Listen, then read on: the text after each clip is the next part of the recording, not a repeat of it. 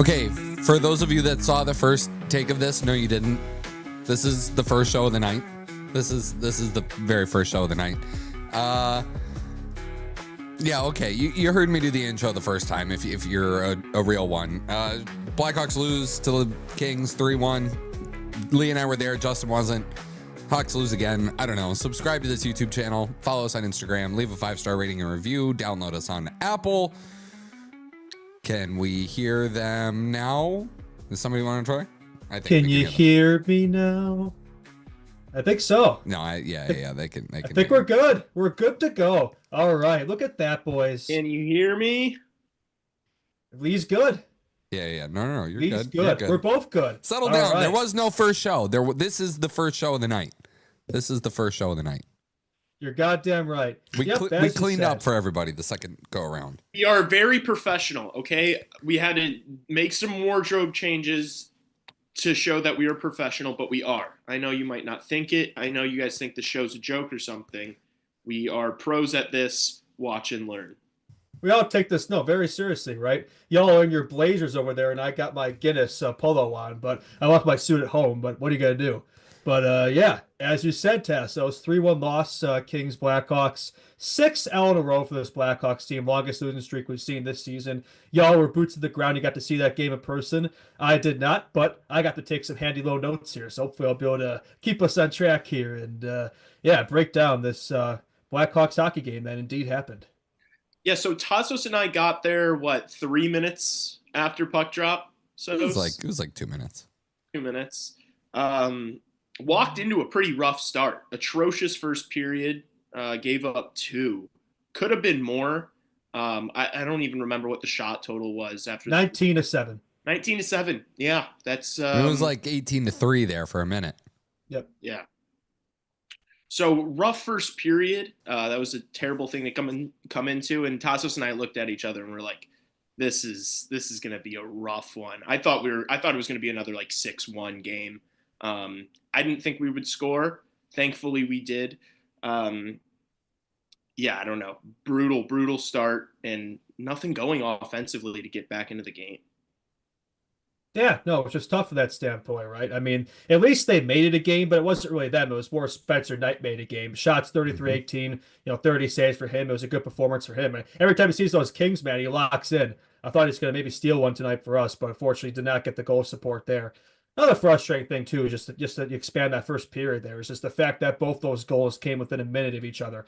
How many times have we seen that with this Hawks team this season? It's just these back-to-back goals, shift after goals they've struggled with. It's once again, we saw that here tonight, right? Trevor Moore, just too much time and space there. He had 3 guys right in front of him. He had all the time and space in the world to get a high-quality chance off there, and he did. Took advantage of it. And the second goal by Turcotte is a tip, so not going to blame Knight for that. And otherwise, after that, completely locked in, gave us a chance to come back here and look like maybe that's up at Brewer there in the second, as you mentioned, right? Good to see Bedsy get on the board. Back-to-back games of a power play goal for Bedard on the hash marks, 2 on the circle there. So looking like Ovi there in that slot, firing those 1-Ts. So good to see him scoring goals again, getting his confidence, his swagger back. Had a good little interview with him on CHR before the game. Only part of it dropped, but just kind of talking about how the season's going and how he's dealing with, all the losing and stuff. And he seems like he just gets it, right? He understands where this team's at. He's not, shying away from the fact that he's frustrated. I think the whole team's frustrated, where this team's at right now. But I think he just has a good head on his shoulders, solid mentality, and he understands the fact that this team's in a rebuild and it's going to take time. And reiterated that he loves it here in Chicago, loves playing here. So hopefully said that loud enough that people in the back there are going to keep making narratives there. But yeah, besides that, though, not much else was positive. I mean, after a pretty strong second period, it was kind of from my perspective, a sleepy third, and empty narrative sealed the deal there, man. Can we do breakout talk? Breakout talk. I mean, yeah. I mean, the Hawks can't break the puck out of their own end. And also just the build up on the power play, this weird zone entry where they're like, oh, let's have Levshinov carry it up the ice. Obviously, he's not going to take the puck over the blue line. They did the exact same play every single time on the power play. And by the third time we did it, they read it easily. I think it was Kempe just took it, and then Levshinov had that slashing call. I thought was kind of soft, but I guess he got him up high, close to the hands. But where did this play come from, and why were they dude, this is going to be the one. Let's do it all night long, every single time we have the puck in our own zone.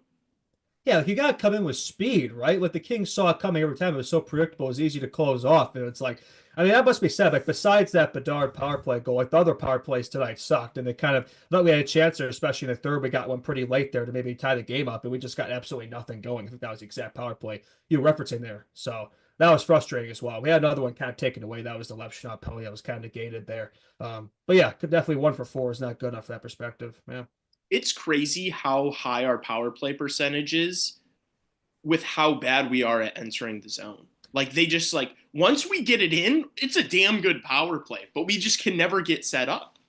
Here's another crazy stat for you. The announcers mentioned this. The Hawks have the second best power play percentage at home this season. The second best in the entire league. That's crazy. We're the second to worst team in the NHL. Like a lot of stats of this team are just wild, wacky. Special teams generally has not been a problem. It's just been even strength play. And another game we see that. Yeah, I think that they've got to figure the zone entry thing out. There were a couple times when they passed it back to, I'm all for the drop pass to Bedard, but like there were a couple times they did it when he just wasn't even moving his feet yet. Like they pass it back to him and he's not even moving. He has no speed. Like that's not. I have a thought. Yes. Frank Nazar has got to be in the first power play because yeah, they have Bedard carry the puck in the zone. But look, I glaze Bedard. Here's one thing I will say about him: he's not really fast enough to be that guy, like to be the guy carrying the puck in the zone right there. Like he can feed guys, get in the zone, but it's like he doesn't really have the speed. Frank Nazar has the speed. Like he should be on that first power play unit, cycling the puck in like that. I'm not sure why he's on the second. Maybe they're trying to balance him out, but it's like why? Like just front load that first unit. Yeah. It's at the very least, even if he's not the guy carrying the puck every time, it's another option to where it's like, oh, it might not be Bedard here because it might be Nazar flying over here. Mm-hmm. You have a backup plan, right? Dude, and also just like they were having it really screwed Levshunov because then they ended up putting Vlasic on the first power play unit. Levshunov was taking it, and they were obviously telling him, hey, you're dropping this every single time. And so they caught on to it, and it was like, you're not fooling anybody by having Levshunov carry it through the neutral zone. Like, it's not like he's going to just go 1v3 and take it over the blue line himself. Like, they knew he wasn't going to, and that dropping was the only option, and it screwed us. So, like, that's not a play they can, like, keep doing. Because the next team we play is just going to watch 2 seconds of film and be like, all right, fucking easy enough. It's easy to break that down, right? That's not Levshunov's fault. Like he's just put in a tough position there. Like I'm not gonna blame him for that. Yeah, absolutely. No. They put him in a brutal position because they told him that he had to drop the puck. Like you think they gave him the green light, like, hey, if Elaine's there and you can carry, like I bet they didn't. I bet they were just like, make sure you're dropping this to Connor Bedard. Yeah, no, and it was too easy for them. It was too easy to break up. And the fact that we have 4 power plays this game and don't even break 20 shots too, like that's pretty telling as well. Yeah. Yeah, I don't know, just not getting enough shots on for sure. I also thought the Jason Dickinson experiment on the first line was clearly not working in the first period, and I got there late, and I was like, yeah, this isn't gonna click. What are we doing? What are we doing with that? Like Anders Sorensen is the only system I think that ever exists where you get rewarded for bad play. Like Dickinson's come back from his injury and he's done absolutely jack shit these games he's been back. And Sorensen's like, oh, he's been playing bad. He's got to find his game. Oh, let's put him on the first line there of Connor Bedard and Frank Nazar. That makes sense. He's a defensive forward. What's he doing on the wing of Bedard and Frank Nazar? It makes no sense. He should be demoted. Put somebody else up there. I don't understand what he was doing up there, man. He's been awful. Especially on the wing, too. It's like, what? Yeah. It's like that's not even where he normally plays. So it's not like that really helps him out much. Yeah, like one of the few things he's been good at, the face-offs. Doesn't even get to do that. I don't know. Very strange to me. Yeah.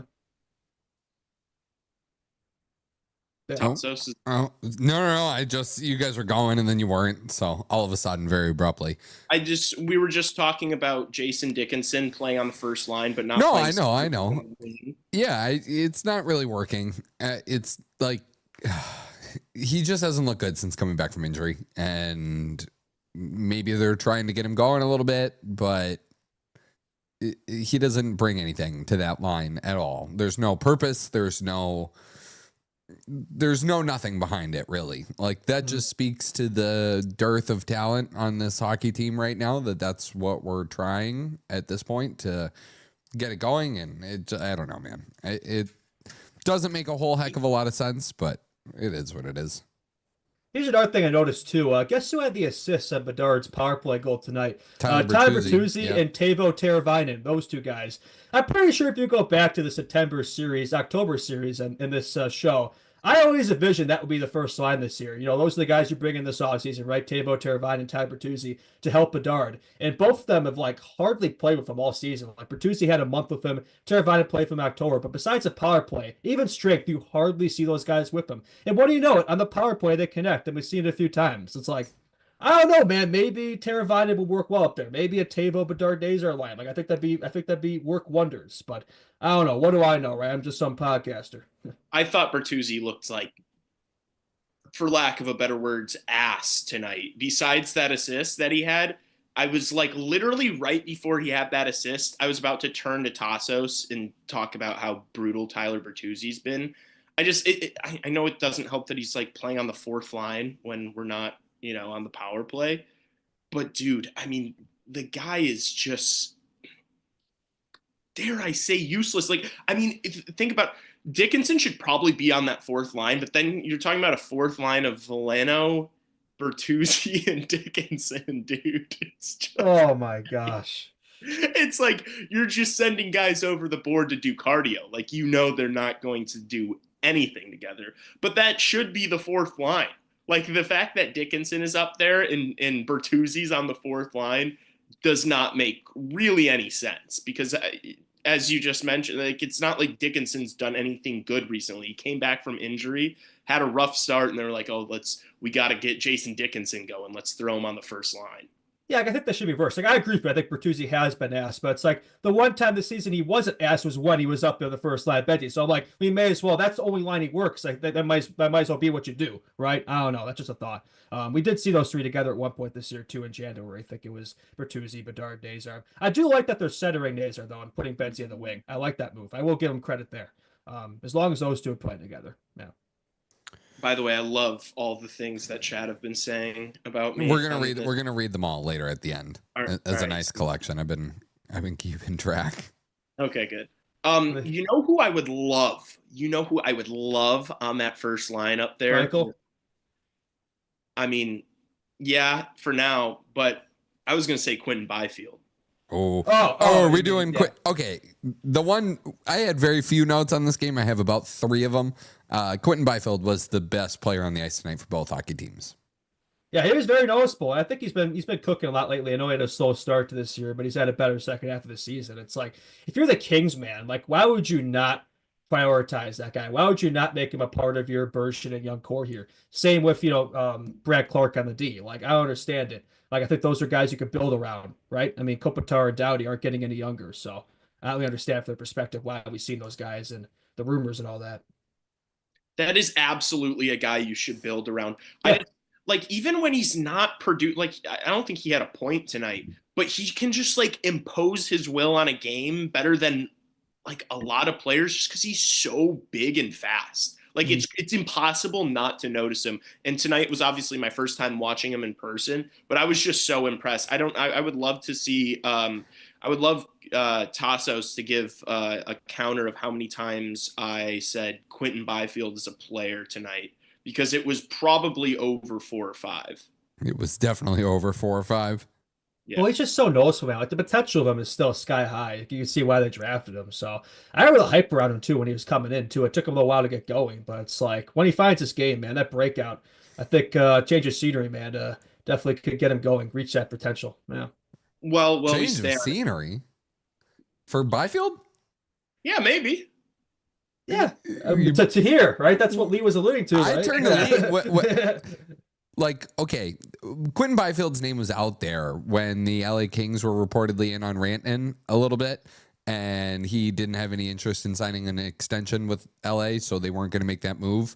I I don't know how that guy's not like every part of your future going forward. You know what I mean? Like Clark wasn't as noticeable, I guess. Like I'm trying to look up his ice time. He played 16 minutes, but it was second to last on Kings D-men behind Jordan Spence. Gavrikov, Mikey Anderson, and Drew Doughty were all above 20 minutes, like well above 20 minutes.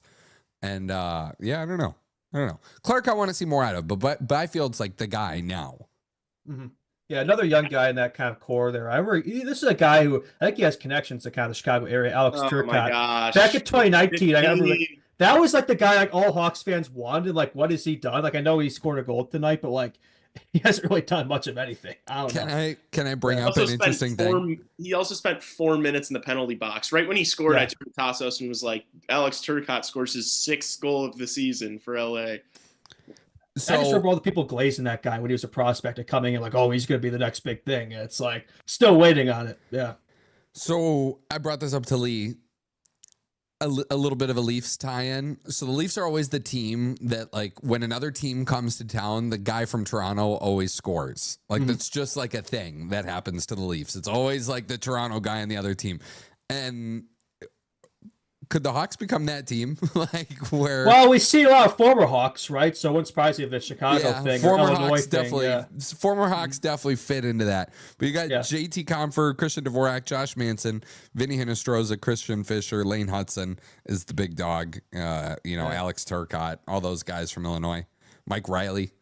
You know, could you imagine if we had the Hudson brothers here? Oh man, what are you gonna do?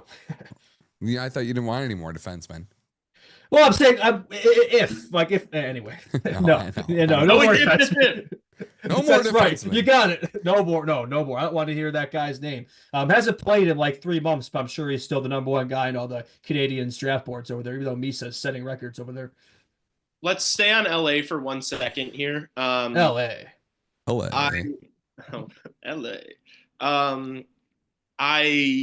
This team's not winning a playoff series. We all are in agreement with that, right? Yeah, I haven't changed my mind there. I mean, by the way, like the Hawks had opportunity to sweep the season series here tonight. They actually beat them the prior 2 times they played, and like I know they lost tonight, but still it was a close game.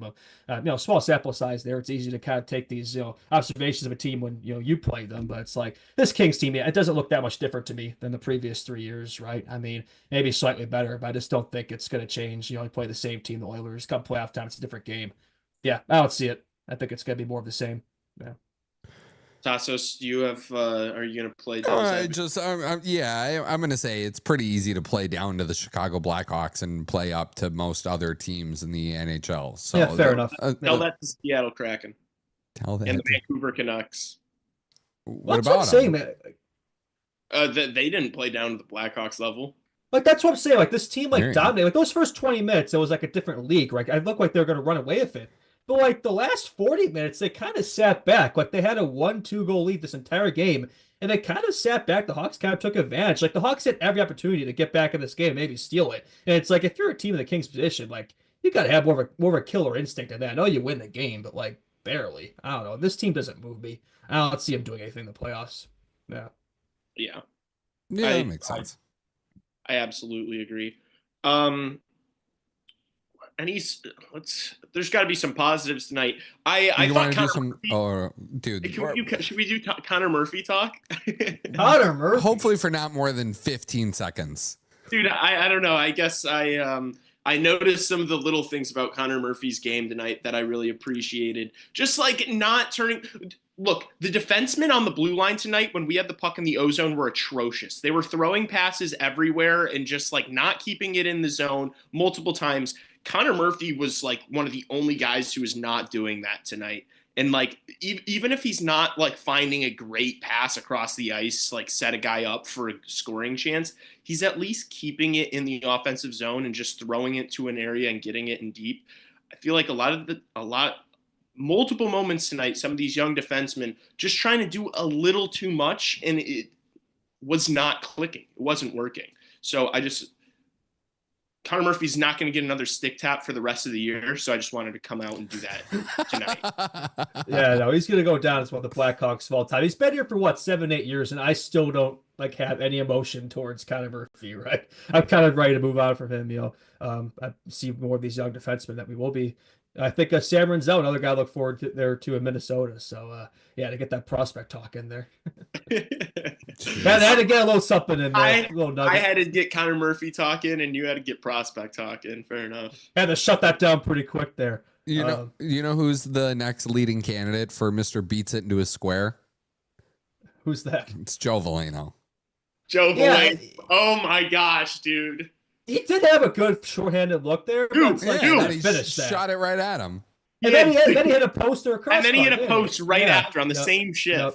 And I was like, he still has goose eggs, right? He hasn't even recorded a point yet. That was probably his best goal scoring chance he's had all year, honestly. Yeah, he can't finish. Just can't finish. But at least he looked. At least I noticed him tonight. I think this is the first game I actually noticed Joe Veleno. Like the other ones, he was just out there as a ghost. So, yeah, I mean, if you're at least doing something in the PK, worth something, I guess. But he's basically Craig Smith, but 10 years younger. He's just kind of there, floating around, I think Craig Smith was more noticeable on the fourth line than he was. Yeah, at least he'd occasionally pop one in, right? I think he had, 9 goals in 40 games? That's like 20 goal pace for a fourth liner. It's actually not bad production. Veleno, nothing. Yeah. Yeah, no, Veleno is one of those guys where it's like, now that we've seen him, I don't think he's going to turn into anything. He might be a fourth-line player in the NHL, but I think that's probably the ceiling there. Honestly, he's been so unnoticeable. Like, is he even going to be on this team next year? I don't think so. Probably. But what is he going to do? Just like a 13th forward or something? I don't know what his role would be. Like, just some fourth-line plug, who occasionally does some PK work? I don't know. Yeah. I will just say, we talked to Will, CHR enjoyer, for pretty much the whole first intermission. He was telling me how I need to be a little bit less negative, so I'm working on that actively. He was just saying how when Tassos says that the Hawks stink, it drives him up a fucking wall. I mean, he's not wrong though, but yeah, it's because he's a Leafs fan on here being like, man, this fucking hockey team is dog shit. Yeah, we're the homers, so obviously we're gonna cope and be like, yeah, we suck now, but just you wait. Yeah, we'll keep saying that for the next, however many years. Oh man. Right. Although spending money on this tonight, how much those tickets cost? Oh, I don't want to talk about it.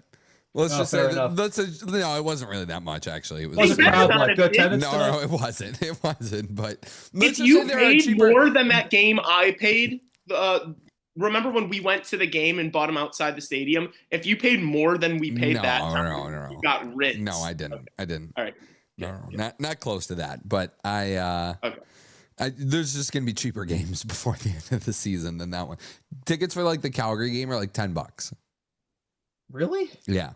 Yeah. Oh, should we do a little crowd talk now? Yeah. What was the attendance like? Was it pretty good? It was bad. It was 15,000. I think it might have been less than 15,000. It was it was bottom 4 games of the year. Everybody watching March Madness, clearly. That's what I said to him during the thing, and I honestly think so. We're probably in the bars and shit. Yeah. I think it's that, but then also people not wanting to watch the Blackhawks because that's probably part of it. So I think that also maybe played a little. They're on a 5-game skid, now a 6-game skid. I think that also might have kind of played into it, but it may have played a factor. Yeah, the people clearly didn't want to see this team eliminated from the playoffs tonight, which they were. Blackhawks have not seen true playoff hockey since 2017. There was that 2020 bubble Mickey Mouse series when they were the 23rd team let in, which was fun to watch, but it's I'm not really counting that. I can't believe it's been 8 years, man. It's been 10 since they won an actual series. That was their cup win in 2015 against the Bolts, not counting that Oilers qualifying round. But yeah, come playoff time, I miss watching the Hawks there. It's not really the same, man. I forget what winning Blackhawks hockey is like, and hopefully it won't be too long until we get to experience it again. Probably will be. We need to get Gavin McKenna. I was going to say press passes so that I can walk around, so that I can walk around the press box like this in a CHR t-shirt under a blazer and go and shake Mark Lazarus's hand and tell him I'm Mr. Lazarus. It's a pleasure. Yeah, I'm sure you really mean that. I'd show up like this and they would probably not let me in even if I had a pass. You just something like Lee in his suit, just something about that. Just I don't know what it is. It's not quite right. Dude, I can rock him when I'm not wearing a shirt that your mom made underneath. I'm glad you guys are repping the merch there at the game. Yeah, Yeah. we were wearing the exact same thing. We and look people like were dorks. looking at us like fucking morons. Preaching the gospel. Hey, it catches the eye. It gets people's attention. There's a strategy to that. Ideally, Maybe now, somebody would have, noticed. Ideally, if somebody like actually saw us wearing the shirt and then they stumbled across something that had our like, this on it, then they'd be like, "Oh, I've seen that before." So you said Will was there. I Were think any other you are CHR joiners? massively. Yeah. I think you're massively overrating the capabilities of the human brain. All right, like I think most people don't remember what they had for breakfast 3 days ago. They're not going to see our logo that is literally the Chicago flag and think to themselves, "I seen that shirt at the LA Kings fucking Blackhawks game." Besides Will, were any CHR joiners who recognized you there? Yeah. No. Oh yeah, Will. He said besides Will. Yeah. Oh, if I was there, a lot of people would recognize us. Yeah. Yeah. Well, we're not fucking. That's also why you won the. That's also why you won the poll, dude. Oh, copium. Oh, dude. If we had labeled it just Team 1, Team 2, Team 3, I would have won that. I love democracy. I would have won that. No. The real puckheads in the comments knew who's Team 1. The real puckheads knew. Yeah. KD should take notes from my genius drafting.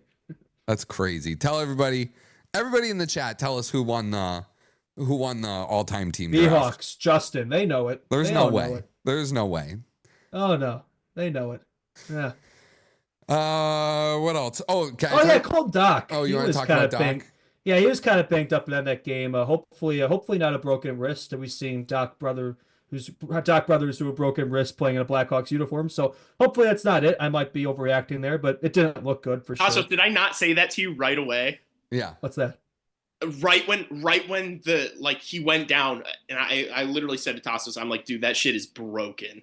And that was another awkward play. He tried to hit the guy, and it's like, that's how you do it. Like, I don't know what it is if these Doc brothers are just like fragile, like odd plays that end up in injuries, but that's another instance of that. Hopefully, Sorensen said just day to day, but we'll see if that's true tomorrow, whenever they figure that out. But hopefully it's not serious for him. I kind of hate to see that. Yeah. Yeah, hopefully it's just like a bad bruise or something, or like a funny bone situation or some shit, and not like, because it was just like his arm was dangling. Yeah. And he was kind of like holding his glove with his hand. So it just, I don't know, it looked optic. Maybe it looked worse than it was. Who knows? It may be one of those situations. Yeah.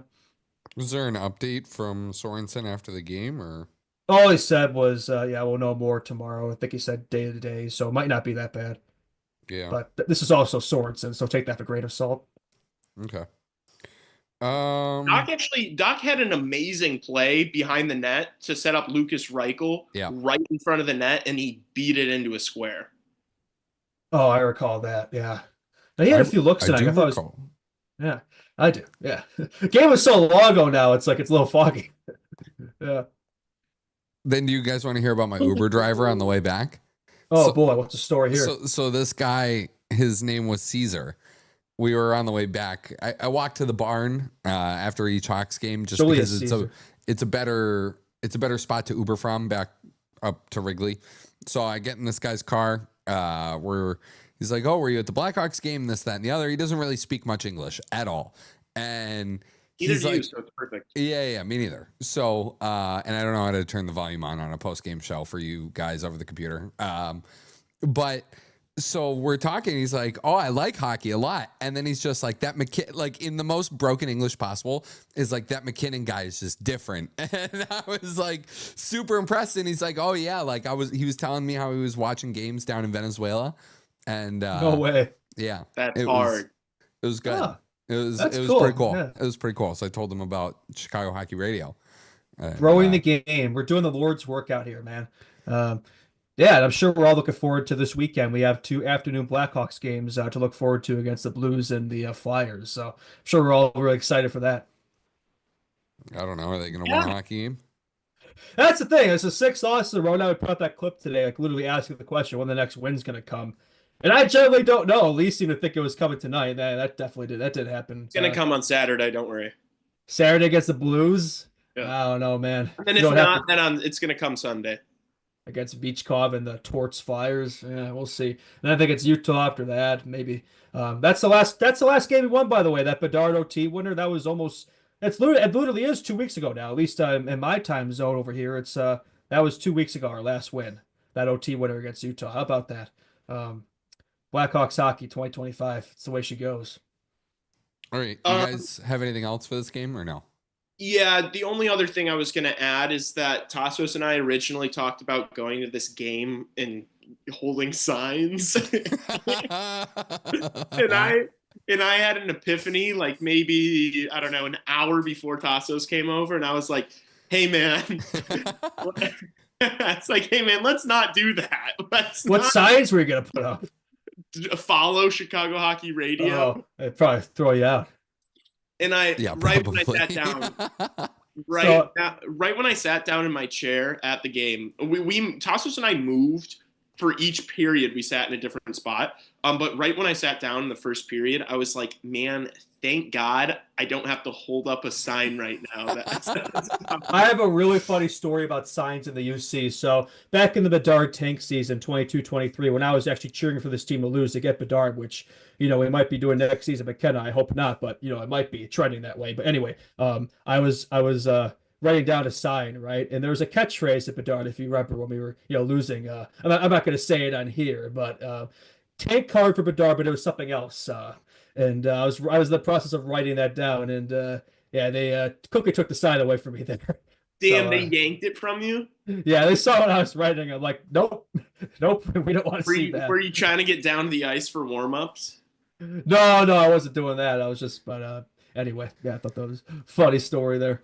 I think we need to have like that be like the punishment of a bet at some point. Like you got to go in there with a really embarrassing sign. I like that. That's good. Yeah, we should do that. That would be hell. That's like my personal. I'd rather get a tattoo than do that. Like actually go down there too, like not just like to show ice level, like the players all that. No, you got to show everybody, everybody. I think I'd also think I'd rather just go put it on the glass than just like stand up in a crowd and just hold it. I just write Bedsy, my Pookie, and then just like be trying to get his attention there. He'll probably get a restraining order on me or something. Yeah. I don't know if that'd be a punishment. That'd just be normal me having fun. Yeah, no, even I wouldn't go that far. Also, Tassos, it makes me mad that at the UC they check your tickets to get in the 100 level. Why? Do they? Oh, really? People pay money for those. I don't give a shit. On a night where you got 15,000 people there, fill the lower bowl. It makes us look pathetic on TV. As I mentioned, Tassos and I moved spots every single period. We try to get in the 100 level, and we got barred by these people like a couple times. It's like, just let me in. Like, there's nobody here. There's so many extra seats. Let's make the boys look a little let's make the organization look a little less pathetic here on a Thursday night. But it's like the Eric Andre meme. Let me in. It's Lee Grosman trying to get out of the nosebleeds. I think that's my last United Center Hawks point. So you see Tommy Hawk? We posted about Tommy Hawk. Yeah, today. We saw him. We saw him. Nice. We saw him. Oh, good. We gave him a hug. Yeah, shout out Tommy Hawk, best mascot in sports. Yeah, absolutely. Anything else? That's all I got. So I'm going to read what Lee looks like. It's like an accountant doing my taxes. Lee looks like he works at a rent-a-car place. Yeah, Lee looks like he's trying to sell me. Lee looks like he's trying to sell me a car on the verge of breaking down. Lee looks like he's going to tell me to invest in cryptocurrency. That's okay. I'm going to find more of these. Hold on. Filibuster for a second. It looks like a guy that would be driving a van. I look like a guy that would be a substitute freshman history teacher at a high school. Lee looks like a bad magician. That's good. That is a good one. That is a very good one. Yeah. I don't even know, man. I got nothing on top of Lee looks like TJ Brody's agent. Probably. Actually, TJ Brody's agent is a dog because he got him that contract with a. Yeah, that's a compliment, man. Maybe it was meant to be a compliment. I don't know. If TJ Brody's agent looks anything like this, Kyle Davidson is a bigger fool than we thought. Seth Jones' agent over there. Yeah. Elena says Paul Giannetti from Big Fat Liar. Lee looks like a divorce attorney. Lee looks like he's in court for a public intoxication hearing. That's Better call Saul. probably true. Holt goes, imagine Lee dressed like that coming up to you outside the UC and handing you a drawstring bag. Here's some candy. Lee looks like Harry Potter became a lawyer. Lee looks like he sells high schoolers oregano in the parking lot. Okay. Lee looks like the frat guy during initiation week. Okay, these guys are cooking, man. That The is chat is cooking tonight. This is actually probably the exact suit I wore for fucking. Lee looks like he would be an assistant to Tony Soprano, or maybe Saul Goodman if he wore glasses. I could see it. I could see it. Hey, come here, let me. He kind of looks like Jesse Pinkman if he became a lawyer. Yeah. Lee looks like Christian Slater in an interview with the vampires. I haven't seen that. Justin, I'm surprised you haven't either. Surprised you didn't slam the table when I I'm said not that. a vampire person. I don't like vampire shit. My mom loves that stuff, but it's not my thing. It's like cliche. Yeah. Oh, except for Lost Boys. Lost Boys is a good movie. Yeah. Thank you for filibustering with references. Okay. Yeah, that's all what Lee looks like. Lee looks like a 20-year-old showing up to a high school prom. That's all about these high school girls, man. I get older, they stay the same age. Days of Confused, Matthew McConaughey. Not me. Yeah. All right. We'll wear wigs at 1,000 subscribers. Once we get to 1,000 subscribers. Yeah, get us there. Yeah. Yeah, we'll all wear wigs. I might need wigs pretty soon. This team's giving me like a receding hairline here. I might be going bald here. So, yeah, that's the way she goes.